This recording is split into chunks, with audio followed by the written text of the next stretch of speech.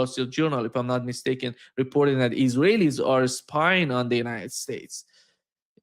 These are how do you put these things together? On one hand, you see the people are trying to entangle the United States into Israeli affairs and these continuous wars. On the other hand, you see the public opinion going against that. First of all, I don't see any of these two laws passing.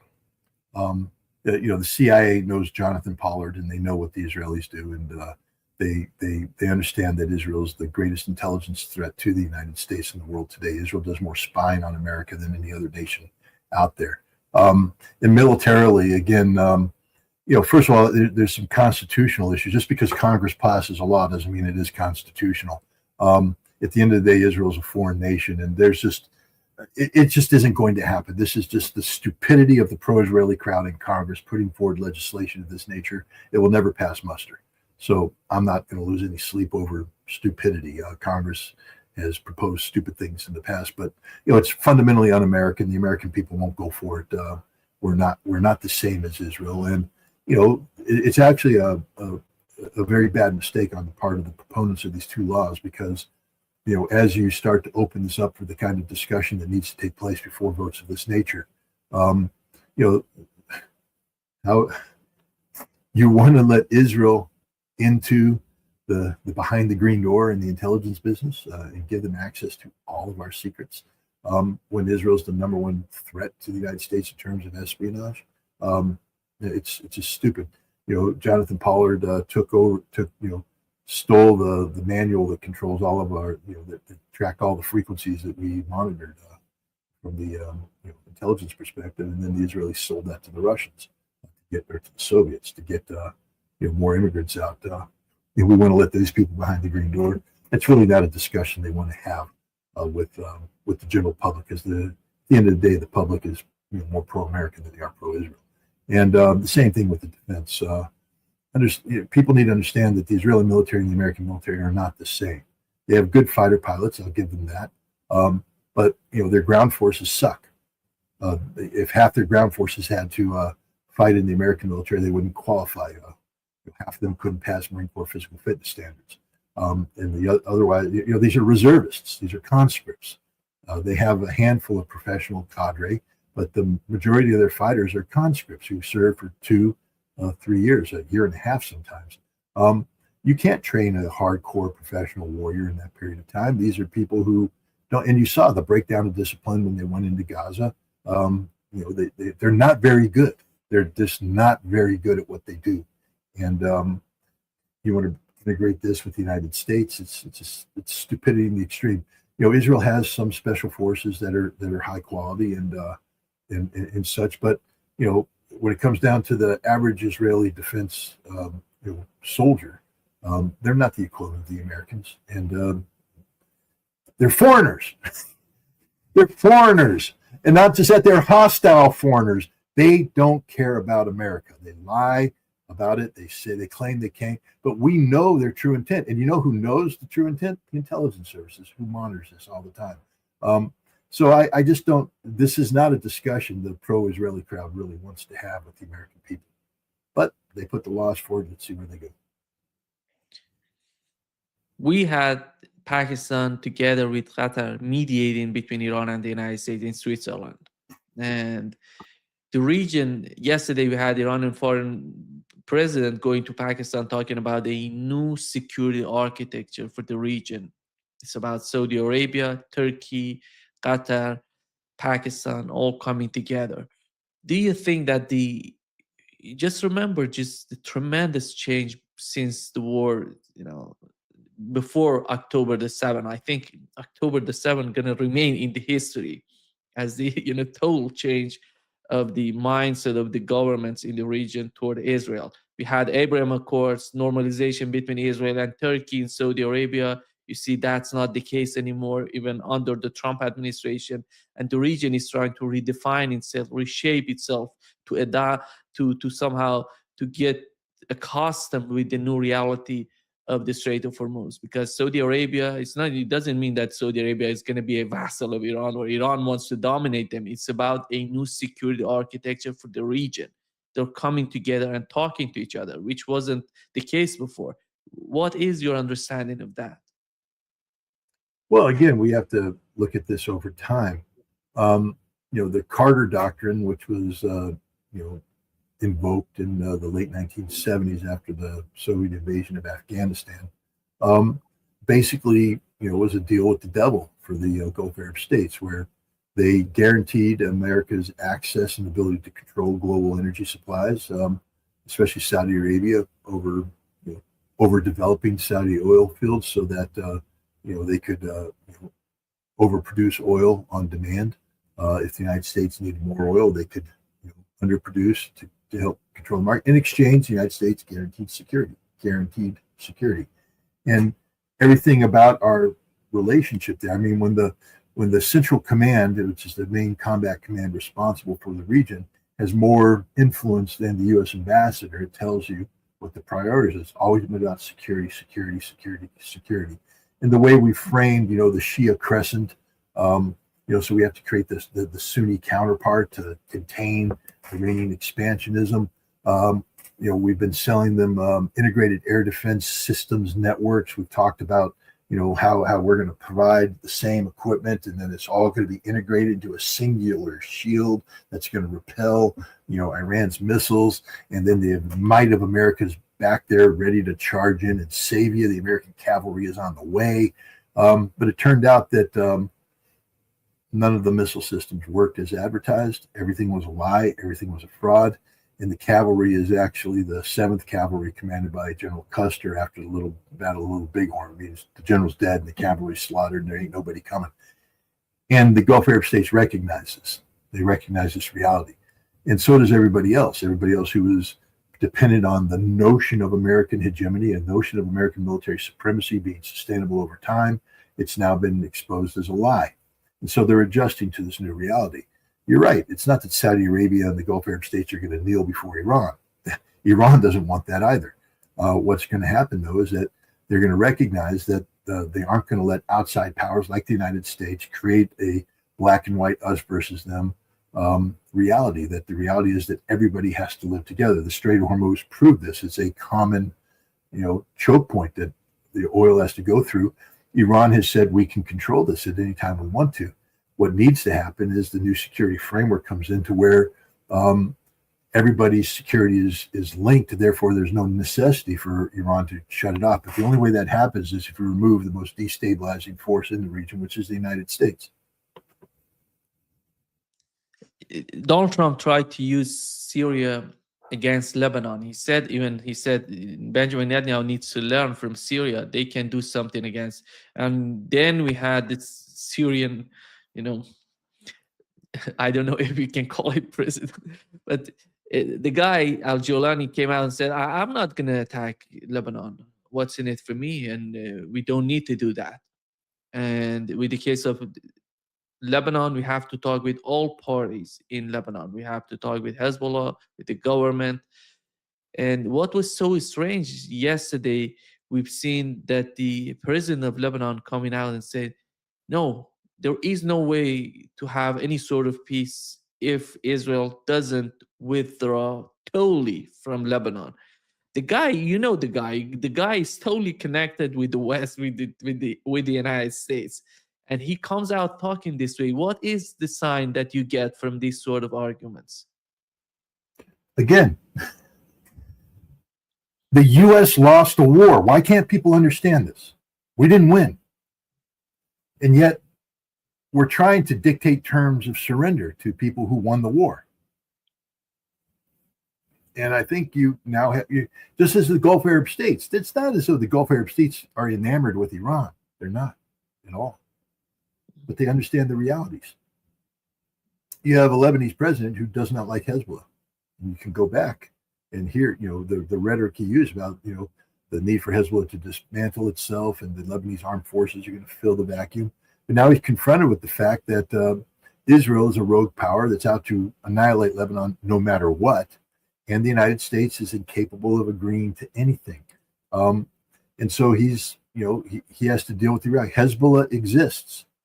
The reality of Hezbollah is that, Hezbollah represents the notion of, Lebanese sovereignty mattering more than Israeli security, or at least mattering as much as Israeli security. And this is a reality now that the Lebanese president has to take in place. He humiliated himself, with Thomas Barak and Israel meeting together to, negotiate, a peace settlement that was just lopsided, one-sided. He humiliated himself. He showed that he doesn't care about Lebanese sovereignty. In reality, he doesn't. The Lebanese people see this because Israel bombs Beirut, and this pathetic character, for a while was continuing to blame Iran and blame Hezbollah, never blaming Israel or the United States. The current posture that he's put out there is a reflection of reality. That Israel has to leave Lebanon. That's the bottom line. That's how this issue is resolved. Israel must leave Lebanon. And again, I just want to remind your audience, because there might be people out there who somehow forgotten history. Hezbollah beat Israel before. In 2000, Israel had to leave Lebanon because they lost against Hezbollah. Israel's losing today against Hezbollah. Go look at the battlefield. They're not doing well. And Israel will leave Lebanon again because they've lost. They can't sustain this. And I think the Lebanese president is also starting to understand this new reality. Again, there is no 7th Cavalry charging up over the hill to rescue Lebanon. 7th Cavalry is Little Bighorn dead. Custer's dead. No trumpets are going to sound. And I think there's now this recognition that there has to be a new world, a new order, and Hezbollah is a reality. The best way to disarm Hezbollah is to liberate all of Lebanese territory. Then Hezbollah loses its legitimacy. Hezbollah as a militia only exists because Israel has failed to evacuate Lebanon. When Israel evacuates the totality of Lebanon, this includes the Sheva farms, which were the heart of the previous disputes, then Hezbollah, because they're now not just a militia movement, but a political party of some renown in Lebanon, the political party will have to recognize that the time of the militia is over, and that Hezbollah will either disband or be absorbed by the Lebanese army and operate, on behalf of Lebanon in its totality. That's the path forward. Yeah. I think if Israel withdraws totally from Lebanon, I think that's the path for Lebanon.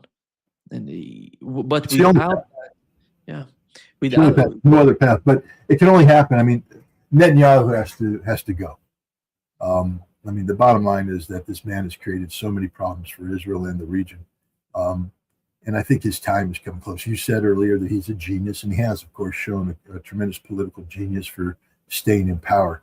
But he's not going to survive much longer. I mean, his mortality is upon him. But I think that there's a better chance of him being ousted, arrested, tried, and imprisoned than there are of him dying in office, or whatever form of cancer has infested his body. I think he has never thought that his main objective for 4 decades, which was the war against Iran, would be the destroyer of his, sort of position in Israel, because he wanted to be, as a great part of Israeli history. He wants to be that man that saved Israel, improved Israel. Those days are gone. It's over. And Donald Trump is looking at what's happening to Bibi Netanyahu and understanding that this man who fought so long to have this legacy of Israel's savior is going to go down as one of the most hated characters in Israeli politics ever. Convicted as a criminal. And Donald Trump understands that that's his fate too, if he doesn't change. It's his fate no matter what. I don't think Donald Trump ends well. This man is too corrupt, too bad of a leader. He's treated America so poorly. He's going to survive for another 2 years, but he's not going to survive what happens to him after 2028. And basically, his fate is going to be that of Bibi Netanyahu. He's going to be hunted down, he's criminalized, and his entire legacy, stained by the sins that he's committed. Yeah. We have a new report. I think with Reuters comes out and reports on what UN reported about the genocide in Gaza. It seems you see the shift even in the mainstream media, and everything is turning on, Benjamin Netanyahu and Israelis, because they want to put them in some sort of restrictions. Do you think that's the same if they withdraw from Lebanon? Let's assume that happens. Let's go 100% positive and optimistic about that. But do you think that are they going to receive pressure from Turkey to withdraw totally from Syria? Israel? Yeah. Greater Israel's over. The Greater Israeli experiment's over. Israel will retreat to the borders of Israel, and those borders will be altered to reflect a new reality called the State of Palestine. This is Netanyahu lost. Ben Gvir lost. They all lost. It's going to take some time for the defeat to totally manifest itself. But at the end of the day, Israel, there will be no greater Israel. Israel will retreat to whatever borders it has, and then it will just struggle for survival. It comes down to the economy. Israel is currently economically unsustainable, and if Israel can't turn that around and bring in some sort of economic growth, but that growth can only happen with stability, and that stability only can come when Israel has normalized relations with the world. And today, the world condemns Israel as a genocidal state. So, pressure will be put on Israel. There won't be an Israeli presence in Syria. The Golan Heights will be evacuated, and Gaza will become Palestine. Scott, you've been to Russia in the last 3 weeks. You were there and talking with them and feeling Russia from inside. How do they find the situation in the West Asia? And how do they see the new security structure? And how is that going to be beneficial for the position of Russia and China, maybe? Well, first of all, there isn't any security architecture today. No. The architecture that existed was an American-dominated one. The Russians don't trust the United States at all. Zero trust. Not just in terms of how America's treated Russia, but they don't trust them in regards to Iran as well. And so there's just a lot of flux and uncertainty. And what you see is Russia and China working with Iran to create a new reality outside the span of control of the United States. The United States has made itself diplomatically irrelevant and militarily impotent.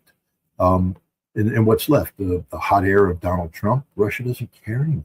I mean, at one time they did. The concept of the Anchorage, the spirit of Anchorage was real, resonated at the highest levels. Today, you have the president say he was deceived by Donald Trump. You have Lavrov say that it's dead. And that's the reality. So, you can't have the Russians saying that about the United States in terms of how the U.S. treats Russia, and suddenly the Russians going, but we can believe the United States and Iran. The United States is a credible voice, and the United States has never been a credible voice in Iran. Barack Obama, when he was talking about the JCPOA in April of 2015, 3 months before the JCPOA came into force, was telling NPR that the United States would not see the JCPOA to fruition if the sunset clauses ever came to the point where they were going to, end. That the United States never envisioned a time when Iran would be able to have unlimited enrichment, unlimited nuclear power. That the JCPOA was a lie, a straight up lie. The Iranians knew it when they signed it, but it was proven to be. That's why Donald Trump pulling out of the JCPOA was the most honest thing an American president's ever done, because he pretty much said, "Yeah, we're not doing this." But now we're in a situation where he's lying about them. Come on, guys. One of the main things about this current memorandum of understanding is that nations will not threaten each other. We're not threatening to use force to coerce things. And all Donald Trump does is threaten people. So no, they're in Russia. They've lost faith in the United States, and it's tough as an American to be there, because you wanted to say, hey, there's hope that the American people, but it's how many times can you tell them that just wait for the American people to get their act together, when the fact is the American people right now appear incapable of getting their act together. I mean, we continue to buy into the lies of what's going on in Russia, the Russophobia. We continue to tolerate the support to Ukraine. I mean, what more does Zelensky have to do than pull up the body of Andrei Melnik, a mass murdering, genocidal, Jew-hating band? Well, he wasn't a Banderas, he was Melnik, but member of the organization Ukrainian Nationalists, and then bring his body, bury him in full military honors, and rename units in honor of Melnik, a murderous Nazi bastard thug. And the American people are like, that's okay. It's just a thing. No, it's not. It's what Ukraine is. They're not a democracy. It's a brutal dictatorship that's, whose only ability to rally support is to rally behind the same ideology of Nazi Germany. Come on, America, where's your pride? Don't you remember going to war against the Nazis? D-Day? Don't you remember anything? Or have you forgotten it all? Or did you never know it? I think considering the diplomacy, the Trump administration was a huge catastrophe because look at what is going on between Russia and the United States, between Iran and the United States. They're basically talking with two guys. None of them is diplomat. None of them knows what is the real problem. For example, in Ukraine, in the West Asia, basically they're supporting Israeli position. They're supporting, and you see finally, is there any sort of discussions in Russia about when we have someone like Lavrov who knows what is diplomacy and we have to negotiate with Kirill Dmitriev, for example? This is not the problem on the part of Russians. This is the problem coming from the United States because they sent two guys who don't know anything about, they have no idea about what is diplomacy, how does it work, and they even you look at the meetings they had. They don't take notes even what is happening. What is the main? They just talk, and their understanding going to be transferred to Donald Trump. This is the whole. And these guys are serious. Is there anybody in Russia talking about these sort of flaws, problems with the United States? Of course, but they don't talk about Witkoff and Kushner because they just don't matter. You're talking about two people that just don't matter. The only person that cares about Witkoff and Kushner is Kirill Dmitriev. Who even now is starting to change his posture a little bit, but he's still pie in the sky about how business, the economy can somehow turn U.S.-Russian relations around. But Vladimir Putin, his boss, has basically said that Donald Trump deceived him. So the wool is off the eyes, so to speak. Lavrov has said that the spirit of Anchorage is dead. Dmitry Ushakov, the advisor, same thing. The concept of stable U.S.-Russian relations is always premised on the notion that the war in Ukraine could be brought to a negotiated settlement where American economic engagement with Russia served as some sort of a security guarantee. But Lavrov just said that this is going to be decided on the battlefield, not on a negotiating table. So the window of opportunity for the United States is closed. Donald Trump at the G7 meeting let through his colors.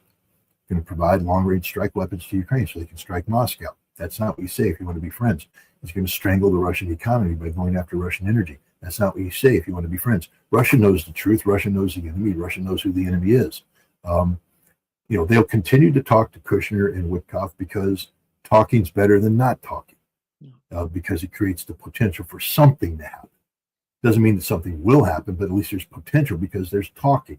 Under Biden, there was no talking whatsoever. That's a very dangerous situation. So even if you don't get what you want, the fact is that they're engaging. These guys who don't take notes might come back and whisper something to Donald Trump. That's communication. And Trump does pick up the phone and talk to Putin on occasion. And you notice every time that he does talk to Putin, Trump has a temporary moment of sanity where, reality kicks in. But Sergei Lavrov just said, nuclear weapons are on the table. He ain't bluffing. This is the feeling in Russia right now. Vladimir Putin made it clear at the St. Petersburg International Economic Forum that his priority was economic stability and economic growth.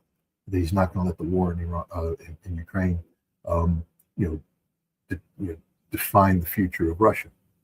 But if all the West wants is war, then that's what they'll get. And now Vladimir Putin has told the Russian army to be prepared to go to war against the West. And this is a major shift, and you see the Russian people starting to shift with them.